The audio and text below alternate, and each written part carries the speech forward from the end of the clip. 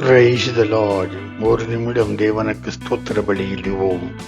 துதியிலே வாசம் செய்யும் பரமபிதாவே, இந்த காலை நேரத்திலே உம்மை துதிக்கிறோம். முப்பிதாக்களின் கர்த்தாவே, உம்மை துதிக்கிறோம். அப்ரகாமின் தேவனே, உமக்கே ஸ்தோத்திரம்.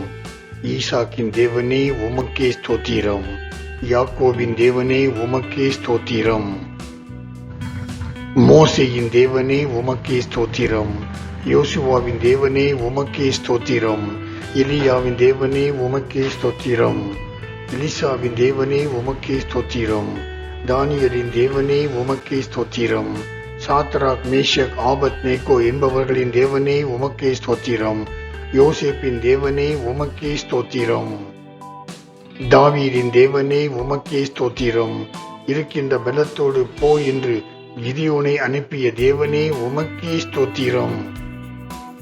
பிதாவே, இவர்களுக்கெல்லாம் தேவனாயிருந்து இவர்களுக்கு அற்புதங்கள் செய்து பாதுகாத்து பராமரித்து உயிர் உடனும் செழிப்புடனும் வழி நடத்தி இவர்களை கொண்டும் அற்புதங்கள் செய்தவரே, உமக்கே ஸ்தோத்திரம். பிதாவே, எங்களுக்கும் அற்புதங்கள் செய்து பாதுகாத்து பராமரித்து உயர்வுடனும் செழிப்புடனும் வழி நடத்தி எங்களை கொண்டும் அற்புதங்கள் செய்ய வல்லமை உள்ளவரே, உமக்கே ஸ்தோத்திரம். இயேசுவின் நாமத்தில் ஆமென். நமக்காக இன்றைய இறை வார்த்தை அறிக்கை செய்வோம். ஏசாயாவின் புத்தகம் 58வது அதிகாரம் 11வது வசனம்.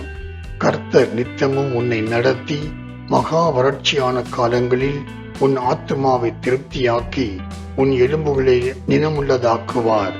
நீ நீர் பாய்ச்சலான தோட்டத்தைப் போலவும் வற்றாத நீரூற்றைப் போலவும் இருப்பாய். பிரியமானவர்களே, இன்றைய நாள் எப்படி இருக்குமோ, எதிர்காலம் எப்படி இருக்க போகிறதோ என்று கலங்காமல் இயேசுவின் நாமத்தில் நீர் பாய்ச்சலான தோட்டத்தைப் போலவும் வற்றாத நீரூற்றைப் போலவும் இருப்பேன் என்று அறிக்கை செய்து பெற்றுக்கொள்ளுங்கள்.